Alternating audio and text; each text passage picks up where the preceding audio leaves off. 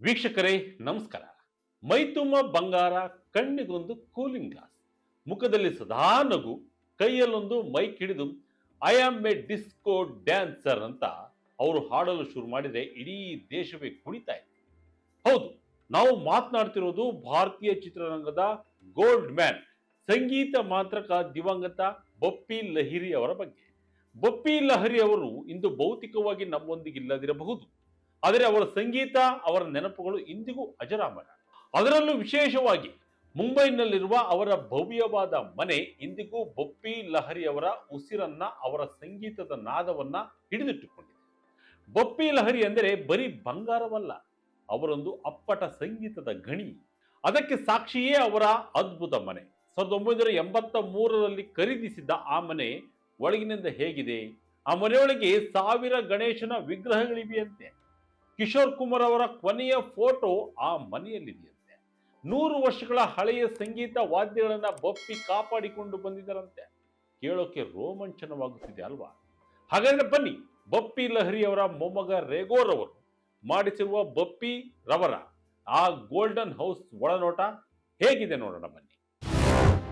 ಮನೆಯ ತುಂಬೆಲ್ಲ ಚಿನ್ನವೋ ಚಿನ್ನ. ಮುಂಬೈನಲ್ಲಿರುವ ಬಪ್ಪಿ ಲಹಿರಿ ಮನೆ ಹೇಗಿದೆ?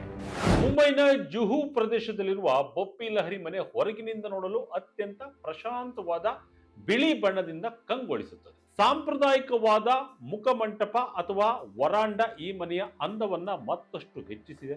2014ರ ಲೋಕಸಭಾ ಚುನಾವಣೆ ವೇಳೆ ಬಪ್ಪಿ ಲಹಿರಿ ಅವರು ಸಲ್ಲಿಸಿದ ಅಫಿಡವಿಟ್ ಪ್ರಕಾರ 1050 ಚದರ ಅಡಿ ವಿಸ್ತೀರ್ಣದ ಈ ಮನೆಯನ್ನ 1983ರಲ್ಲಿ ಕೇವಲ 19,32,000 ರೂಪಾಯಿಗಳಿಗೆ ಖರೀದಿ ಮಾಡಲಾಗಿತ್ತು.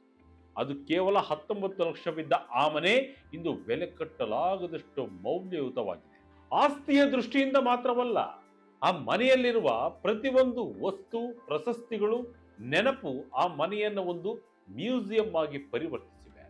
ಬಪ್ಪಿ ಲಹಿರಿ ಅವರು ಅಪ್ಪಟ ದೈವ ಭಕ್ತರು. ಅದರಲ್ಲೂ ಗಣಪತಿ ಎಂದರೆ ಅವರಿಗೆ ಎಲ್ಲಿಲ್ಲದ ಭಕ್ತಿ.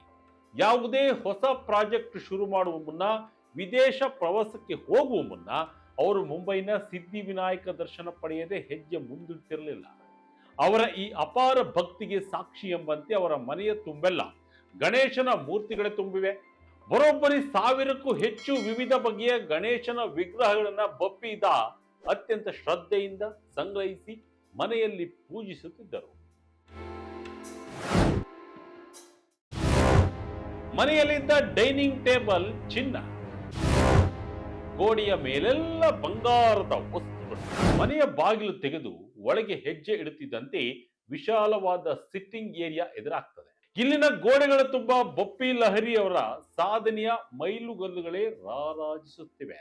ಬಪ್ಪಿದ ಕೇವಲ 3ನೇ ವಯಸ್ಸಿನಲ್ಲೇ ತಬಲ ನುಡಿಸಿ ಗೆದ್ದಿದ್ದ ಮೊದಲ ಚಿನ್ನದ ಪದಕದಿಂದ ಹಿಡಿದು ಜೀವಮಾನದ ಸಾಧನೆಗಾಗಿ ಪಡೆದ ಪ್ರಶಸ್ತಿಗಳವರೆಗೆ ಎಲ್ಲವನ್ನು ಇಲ್ಲಿ ಜೋಡಿಸಿ ಇಡಲಾಗಿದೆ. ಮರದ ಫ್ರೇಮ್ಗಳಿರುವ ಗಾಜಿನ ಕಿಟಕಿಗಳು, ಬೆಚ್ಚಗಿನ ಬೆಳಕು ಮತ್ತು ನೀಲಿ ಬಣ್ಣದ ಐಷಾರಾಮಿ ಸೋಫಾಗಳು ಈ ಜಾಗಕ್ಕೆ ವಿಂಟೇಜ್ ಲುಕ್ ನೀಡಿವೆ. ಇದೇ ಜಾಗದಲ್ಲಿ ಈಗ ಬಪ್ಪಿ ಲಹಿರಿ ಅವರ ಭಾವಚಿತ್ರವನ್ನ ಇಡಲಾಗಿದ್ದು, ಮನೆಗೆ ಬರುವ ಗಣ್ಯರು, ಅಭಿಮಾನಿಗಳು ಇಲ್ಲಿಯೇ ಅವರಿಗೆ ನಮನ ಸಲ್ಲಿಸುತ್ತಾರೆ. ಈ ಹಾಲ್ಗೆ ಹೊಂದಿಕೊಂಡಂತೆ ಡೈನಿಂಗ್ ರೂಮ್ ಇದೆ. ಬಪ್ಪಿ ಲಹಿರಿ ಅವರಿಗೆ ಚಿನ್ನದ ಮೇಲಿದ್ದ ಪ್ರೀತಿ ಎಂತಹದ್ದು ಎಂಬುದು ಇಲ್ಲಿ ಗೊತ್ತಾಗುತ್ತೆ. ಮನೆಯಲ್ಲಿ ಎಲ್ಲವೂ ಬಂಗಾರಮಯ. ಈ ಬಗ್ಗೆ ಮಾತನಾಡಿರುವ ಅವರ ಮೊಮ್ಮಗ ರೆಗೋ, ನಮ್ಮ ಮನೆಯಲ್ಲಿ ಬಹುತೇಕ ವಸ್ತುಗಳು ಚಿನ್ನದ್ದೇ ಆಗಿದೆ. ಇದು ನಮ್ಮ ತಾತನ ನೆಚ್ಚಿನ ಡೈನಿಂಗ್ ಟೇಬಲ್. ನಾವೆಲ್ಲರೂ ಒಟ್ಟಿಗೆ ಕುಳಿತು ಊಟ ಮಾಡ್ತಿದ್ವಿ. ಊಟದ ಸಮಯದಲ್ಲಿ ಬರೀ ನಗು, ಹಾಡು, ಖುಷಿ ಇರ್ತಾ ಇತ್ತು.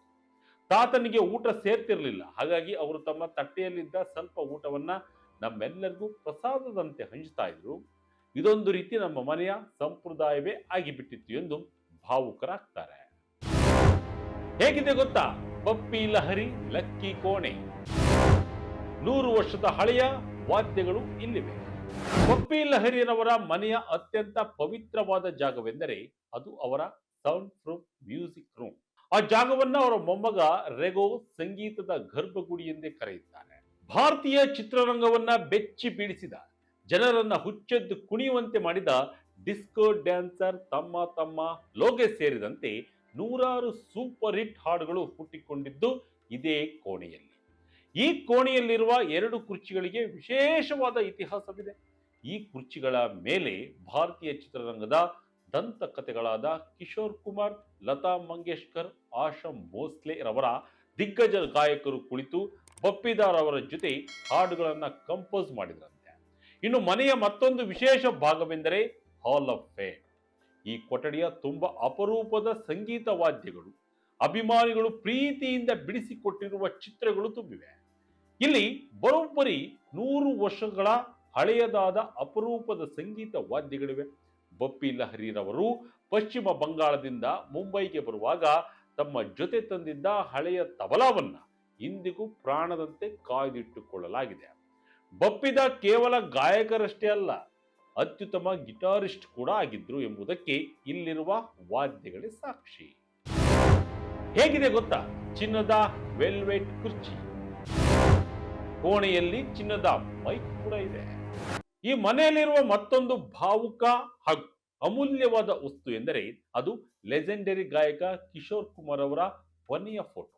ಹೌದು, ಕಿಶೋರ್ ಕುಮಾರ್ ಅವರು ನಿಧನರಾಗುವ ಕೇವಲ 1 ದಿನದ ಮೊದಲು ವಕ್ತ್ ಕಿ ಆವಾಜ್ ಚಿತ್ರದ ಹಾಡಿನ ರೆಕಾರ್ಡ್ಗಾಗಿ ಬಂದಿದ್ದಾಗ ಸ್ವತಃ ಬಪ್ಪಿ ಲಹರಿ ಅವರೇ ಕ್ಲಿಕ್ ಮಾಡಿದ ಫೋಟೋ ಇದಾಗಿದೆ. ಈ ಫೋಟೋ ತೆಗೆದ ಕೆಲವೇ 12 ಗಂಟೆಗಳ ನಂತರ ಕಿಶೋರ್ ಕುಮಾರ್ ಇಹಲೋಕ ತ್ಯಜಿಸಿದರು. ಆ ಕರಾಳ ದಿನ ನೆನಪಿಗಾಗಿ ಬಪ್ಪಿದ ಈ ಫೋಟೋವನ್ನ ತಮ್ಮ ಮನೆಯಲ್ಲೇ ಅತಿ ಜೋಪಾನವಾಗಿ ಕಾಪಾಡಿಕೊಂಡು ಬಂದಿದ್ರು. ಇದರ ಜೊತೆಗೆ ಈ ಕೋಣೆಯಲ್ಲಿ ಒಂದು ಆಕರ್ಷಕವಾದ ಚಿನ್ನದ ವೆಲ್ವೆಟ್ ಕುರ್ಚಿ ಇದೆ. ಬಪ್ಪಿ ಲಹರಿ ಅವರು ಪ್ರತಿದಿನ ಇದೇ ಕುರ್ಚಿಯ ಮೇಲೆ ಕುಳಿತು ಸಂಗೀತದ ಸಾಧನೆ ಮಾಡುತ್ತಿದ್ದರು. ಬೇರೆ ಗಾಯಕರಿಗೆ ಮಾರ್ಗದರ್ಶನವನ್ನು ಕೂಡ ನೀಡ್ತಾ ಇದ್ರು. ಅವರು ನಿಧನರಾದ ನಂತರ ಬಂಗಾಳಿ ಸಂಪ್ರದಾಯದಂತೆ ಆ ಕುರ್ಚಿಯ ಮೇಲೆ ಬಪ್ಪಿದಾರ್ ಅವರ ಪಾದದ ಗುರುತುಗಳನ್ನ ಸಂರಕ್ಷಿಸಲಾಗಿದೆ. ಇದರ ಪಕ್ಕದಲ್ಲೇ ಡಿಸ್ಕೋ ಡ್ಯಾನ್ಸರ್ ಕಾಲದ ಗೋಲ್ಡ್ ಪ್ಲೇಟೆಡ್ ಮೈಕ್ರೋಫೋನ್ ಚಿನ್ನ ರಾರಾಜಿಸ್ತಾ ಇದೆ. ಅಭಿಮಾನಿಗಳಿಗೆ ಫೇವರೇಟ್ ಬಪ್ಪಿ ಲಹರಿ. ಮನೆಯ ದರ್ಶನ ಮುಕ್ತಾಯವಾಗುವುದು ಬಪ್ಪಿ ಲಹರಿ ಅವರ ಅತ್ಯಂತ ನೆಚ್ಚಿನ ಜಾಗವಾದ ವರಾಂಡದಲ್ಲಿ. ಸಂಜೆಯಾಗ್ತಿದ್ದಂತೆ ಬಪ್ಪಿದ ಇಲ್ಲಿ ಕುಳಿತು ತಮ್ಮ ನೆಚ್ಚಿನ ಚಹಾ ಮತ್ತು ಬಿಸ್ಕೆಟ್ ಸವಿತಾ ಇದ್ರು. ಮೊಮ್ಮಕ್ಕಳೊಂದಿಗೆ ಲೈವ್ ಮ್ಯೂಸಿಕ್ ಜಾಮ್ ಮಾಡ್ತಿದ್ರಂತೆ. ಮನೆಯಲ್ಲಿ ನಡೆಯುತ್ತಿದ್ದ ಸರಸ್ವತಿ ಪೂಜೆ, ಗಣೇಶೋತ್ಸವಗಳು ಇದೇ ಜಾಗದಲ್ಲಿ ವಿಜೃಂಭಣೆಯಿಂದ ನಡೆಯುತ್ತಿದ್ದವು. ಬಪ್ಪಿ ಲಹರಿ ಎಷ್ಟೊಂದು ಸರಳ ಮತ್ತು ಮುಕ್ತ ಮನಸ್ಸಿನವರಾಗಿದ್ದರು ಎಂದರೆ ದೇಶದ ಮೂಲೆ ಮೂಲೆಗಳಿಂದ ಅವರ ಮನೆಯನ್ನ ನೋಡಲು ಅಭಿಮಾನಿಗಳು ಬರ್ತಾ ಇದ್ರು. ಬಂದವರನ್ನ ಬರಿಗೈಯಲ್ಲಿ ಕಳುಹಿಸದೆ ಸ್ವತಃ ಬಪ್ಪಿದಾರ್ ಅವರೇ ಅಭಿಮಾನಿಗಳನ್ನ ಒಳಗೆ ಕರೆದು ತಮ್ಮ ಮನೆಯ ಪ್ರತಿಯೊಂದು ಕೋಣೆಯನ್ನ ಸುತ್ತಾಡಿಸಿ ಆ ವಸ್ತುಗಳ ಹಿಂದಿರುವ ಕಥೆಗಳನ್ನ ಹೇಳ್ತಿದ್ರಂತೆ. ಅವರ ಸಂಗೀತದಷ್ಟೇ ಅವರ ಮನೆಯ ಬಾಗಿಲು ಮತ್ತು ಮನಸ್ಸು ಕೂಡ ಸದಾ ತೆರೆದಿತ್ತಂತೆ.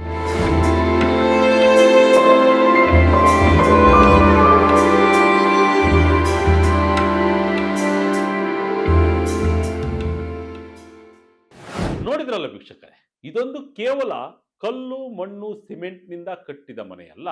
ಇದು ದಶಕಗಳ ಕಾಲ ಭಾರತೀಯರನ್ನ ರಂಜಿಸಿದ, ಪಾಶ್ಚಾತ್ಯ ಸಂಗೀತವನ್ನ ಭಾರತದ ಮಣ್ಣಿಗೆ ತಂದು ಹುಚ್ಚೆಬ್ಬಿಸಿದ ಒಬ್ಬ ಅಪ್ಪಟ ಕಲಾವಿದನ ತಪೋಭೂಮಿ. ಬಪ್ಪಿ ಲಹರಿ ಅವರು ಭೌತಿಕವಾಗಿ ಎಲ್ಲರನ್ನ ಅಗಲಿರಬಹುದು, ಆದರೆ ಅವರ ಗೋಲ್ಡನ್ ಹೌಸ್ನ ಪ್ರತಿ ಗೋಡೆಯಲ್ಲೂ ಅವರ ಡಿಸ್ಕೋ ಬೀಟ್ಗಳು, ಆ ಮಧುರವಾದ ನಾದ ಸದಾ ಮಾರ್ದನಿಸುತ್ತಲೇ ಇರುತ್ತದೆ. ಮುಂದಿನ ಪೀಳಿಗೆಗೆ ಇದೊಂದು ಅದ್ಭುತವಾದ ಸ್ಮಾರಕವಾಗಿ ಉಳಿಯುವುದರಲ್ಲಿ ಯಾವುದೇ ಅನುಮಾನವಿಲ್ಲ. ಇದಾಗಿತ್ತು ಈ ಕ್ಷಣದ ಇಂಟ್ರೆಸ್ಟಿಂಗ್ ಸ್ಟೋರಿ. ಇದೇ ರೀತಿಯ ಸ್ಟೋರಿಗಾಗಿ Vijaya Karnataka website, YouTube page, Facebook page follow ಮಾಡ್ತಾ ಇರಿ. ಧನ್ಯವಾದ.